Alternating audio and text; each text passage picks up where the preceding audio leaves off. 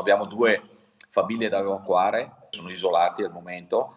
I collegamenti telefonici e le vie radio siamo riusciti a fare in modo di metterli in sicurezza ieri sera. 2 famiglie che abitano all'estremità della valle del Schievenin, ora completamente inaccessibile a causa dei danni provocati dalla forte ondata di maltempo che ha colpito la zona.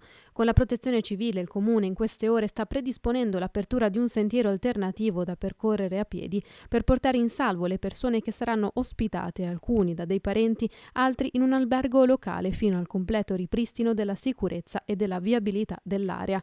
Una perturbazione che ha fatto cadere oltre 250 mm di pioggia in poche ore. L'irruenza delle acque che non ha avuto precedenti, è stata divelta la strada e quindi anche le tubature, in particolare dell'acqua, quella principale che fornisce appunto anche la pedemontana trevigiana, e con ATS ieri notte sono riusciti a bypassare un po' la questione, ma sono in corso degli urgenti lavori per la messa in sicurezza. Si tratta della strada principale di accesso al borgo di Schievenin, franata in più di 10 punti.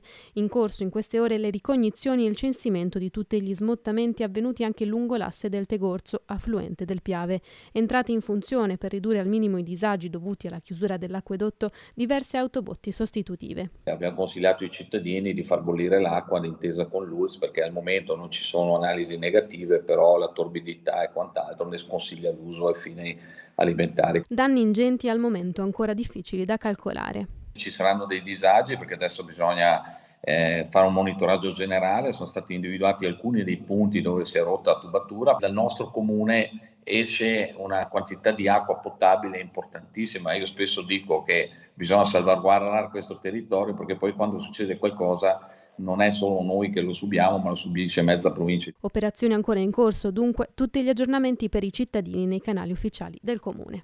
Noi abbiamo una app che si chiama App Municipium, in cui basta scaricare poi il comune di Setteville e lì mettiamo tutte le comunicazioni ufficiali.